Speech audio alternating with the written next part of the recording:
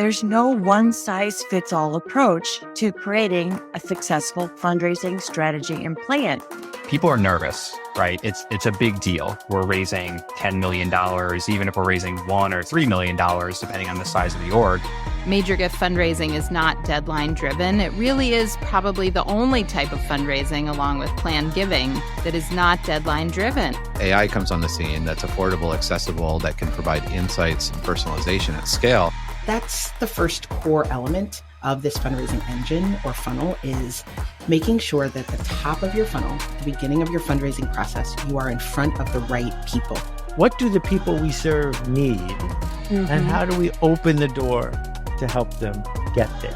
What happens a lot of times is we get this discomfort or this fear, and our brain tells our body to stop. We can acquire donors and we can automate everything. And that's where I worry, at least personally, around the perils of AI, that it would remove humans from the interaction. This is the Intentional Fundraiser podcast. Welcome back to the Intentional Fundraiser podcast. I'm Tammy Zonker, and today we're diving into one of my favorite topics, creating a major gifts plan that's aspirational, not delusional, especially as we step into 2026. Now, if you're listening as an executive director, development director, or major gift fundraiser, you probably have two feelings duking it out in your heart right now. One is excitement. You've got big dreams for your organization and the impact you can make this year. And the other, anxiety. Because let's be honest, our sector is navigating uncertainty. Donor behaviors are evolving faster than ever. Cost structures are rising, and expectations from boards or leadership teams can sometimes feel detached from the actual relationships and time it takes to close transformational gifts. I hear from fundraisers all the time who say, Tammy, I want to set big goals, but I also want to make sure they're achievable. That's exactly what this episode is about, balancing aspiration with realism. We'll unpack why that balance matters, how to ground your 2026 major gift plan in real data while still stretching into possibility, and we'll even explore a simple yet profound planning model that can calm anxiety across your organization, including yours. So grab your notebook or open that Notes app. Let's get intentional about your 2026 plan. Let me share a story of a misaligned plan. You know, one of the most painful situations I see every January is when a development team is told they need to raise 30% more than last year, with the same number of fundraisers, the same number of donors, and no significant increase in marketing or stewardship resources. I'll never forget a conversation I had a couple of years ago with a talented major gifts officer. Let's call her Mary. She worked at a mid-sized social service organization. Her 2024 goal jumped from $1.2 million to $1.6 million, a 33% increase. But when she asked what new donors or prospects were being cultivated to support that growth, leadership said, "We just need you to stretch." Ouch. Mary was committed. She worked late, doubled her donor visits, and still finished the year 9% short. The result? Her confidence took a hit, and leadership lost trust in their fundraising forecasts. Everyone felt defeated, even though objectively she had raised more money than ever before. The truth is, that wasn't a performance problem. It was a planning problem. The plan wasn't grounded in reality. And this kind of misalignment happens in organizations everywhere because we mistake ambition for strategy. An aspirational plan says, we believe growth is possible. A realistic plan says, here's how much growth is possible based on our current capacity and relationship strength. The magic happens where those two overlap, when aspiration and realism meet. This is where my 3-scenario framework comes in. I've been teaching this planning approach for years, and it's helped hundreds of nonprofit teams turn fear and pressure into focus and control. Imagine your fundraising goal as a triangle made up of 3 scenarios: base, target, and stretch. The base scenario is your confident number. It's what you can raise if everything goes as expected. Your renewals come in at their usual rate, pledge payments are completed, and most of your active donors renew. The target scenario is the expected goal, what you'll commit to in your official plan. It includes realistic new commitments from qualified prospects where the relationship is already strong and movement is measurable. And the stretch scenario is your aspirational number, the upper boundary of what's possible if things go exceptionally well. Maybe 2 or 3 dream gifts close ahead of schedule or a long cultivated prospect makes a transformational gift. Now, here's the beauty. When you plan across these 3 ranges, you create a shared language for your organization's leadership and board to understand both potential and risk. When things feel uncertain, maybe the economy shifts or a top donor delays their decision, your anxiety drops because you've already modeled that possibility. You know your base scenario still keeps your core programs funded. I worked with a healthcare foundation recently where implementing the 3-scenario model turned tension-filled budget meetings into strategy sessions. Instead of a single anxiety-triggering number, they had a conversation about probability and partnership. Their CFO started asking, "Hey, how can we help you move more donors from base to target?" Instead of, "What happens if you miss goal?" That's powerful. That's alignment. And that's how this model can truly change your team's dynamic. Quick question for you. If you looked at your 2026 plan right now, could you name your base, target, and stretch scenarios clearly? If not, that's your first place to start. Now, once you've modeled your scenarios, we have to look at the engine that drives your plan, your donor portfolio. One of the most common reasons I see fundraisers burn out is because their portfolios are overloaded. 150 assigned donors, 75 unqualified prospects, and too little time for truly meaningful engagement. If you're serious about achieving aspirational yet realistic results in 2026, this is the year to right-size your portfolio. For frontline fundraisers, I recommend managing no more than 75 to 90 qualified relationships. And ideally, only 25 to 40 of those should require active cultivation at any given time. The rest are in phases of stewardship or disqualification. Let's think about this through a metaphor. Managing a major gift portfolio is like tending a garden. You can plant 100 seeds, but if you overwater or undernourish them, none will thrive.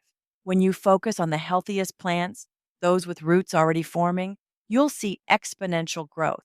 The same goes for donors. So here's a simple way to evaluate your portfolio. First, segment by stage. Where is each donor in your move's management cycle? Identification, cultivation, solicitation, or stewardship. Next is assess engagement heat. Score each donor as hot, warm, or cold based on recent contact and giving signals. The third is plot revenue potential. Estimate realistic potential within the next 12 months, not in a donor's lifetime. And last is calculate your pipeline coverage ratio. Add up potential gifts in active cultivation and compare that total to your target scenario.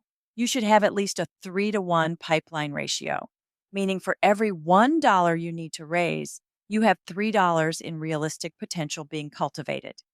This exercise often reveals the truth. Many organizations don't have the pipeline coverage to justify their goals. That's not failure, it's information. It helps you show leadership exactly what's needed to reach the stretch goal, like more staffing, stronger donor qualification, or time to deepen relationships. Now let's talk about one of the hardest and most critical parts of this process: alignment conversations with leadership and your board. If you've ever sat in a goal-setting meeting where you're handed an unrealistic number and told to make it happen, you're not alone. But here's the thing. Our job as intentional fundraisers isn't just to accept goals. It's to educate leaders about what's truly possible and what's required to achieve it. Start by bringing data, not drama. Share your 3-scenario framework and your portfolio analysis in visual form, maybe a short slide deck or a 1-page dashboard. Frame the conversation around partnership, not resistance. You might say, here's our base scenario. This is what we can confidently achieve given current staffing and donor engagement. Here's our target. These are commitments already in motion. And here's our stretch, the transformational possibilities, if everything aligns perfectly. Then pause and ask, what resources or actions would it take for us to move more donors from base to target and from target to stretch? That single question reframes the conversation. It shifts from, why can't we just raise more? To, what investments or decisions will enable us to raise more? Let me share an example. I worked with a national nonprofit whose development director was struggling under constant pressure from her board to hit $10 million, when the data showed their active pipeline could support $7.2 million. Instead of arguing about the number, she brought a simple chart showing how increasing the portfolio's qualification rate and adding one additional major gifts officer could raise capacity by $2.5 million over 18 months. Guess what? They funded the new position. The next year, they hit $9.8 million. That's what alignment looks like. So, as you prepare for 2026 planning conversations, remember, data builds confidence, empathy builds partnership, and transparency builds trust. Let's recap what we've covered today. We talked about avoiding misalignment. Don't let aspiration replace strategy. A goal that feels inspiring but impossible erodes confidence. A goal that's grounded in data inspires collaboration. We discussed adopting the 3-scenario framework. Define your base, target, and stretch goals to account for risk and opportunity, and to reduce anxiety for yourself and your leadership. We talked about right-sizing your portfolio. Focus your energy where it counts. Healthy portfolios lead to stronger relationships and more predictable results. And we covered communicating for alignment.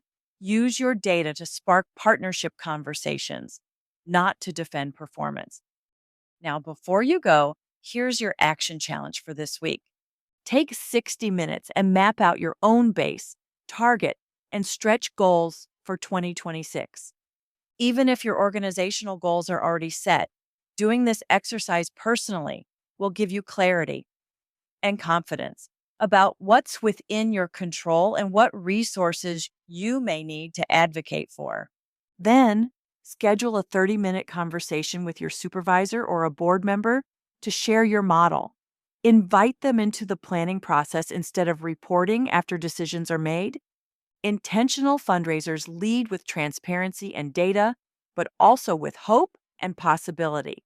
And that's how we create a major gifts plan that's not only aspirational, but beautifully, powerfully realistic. That's it for this episode of the Intentional Fundraiser podcast. If you found today's discussion helpful, share it with a colleague or your leadership team, and let's spread the message of intentional, effective fundraising. Until next time, keep transforming your fundraising so you can transform the world.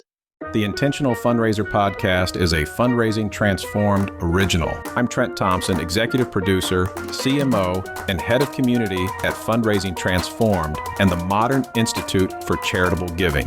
The Intentional Fundraiser podcast has been recognized by FeedSpot as one of the top 80 fundraising podcasts on the web. This recognition means so much to us, and it wouldn't be possible without your incredible support, encouragement, and thoughtful engagement. Every listen, share, and conversation has helped us grow and reach more passionate fundraisers like you. If you enjoyed this episode, please take a moment to review and rate it 5 stars on Apple Podcasts, and be sure to follow or subscribe wherever you listen. For resources mentioned in this episode and to subscribe to our Scaling Major Gifts newsletter, visit fundraisingtransformed.com.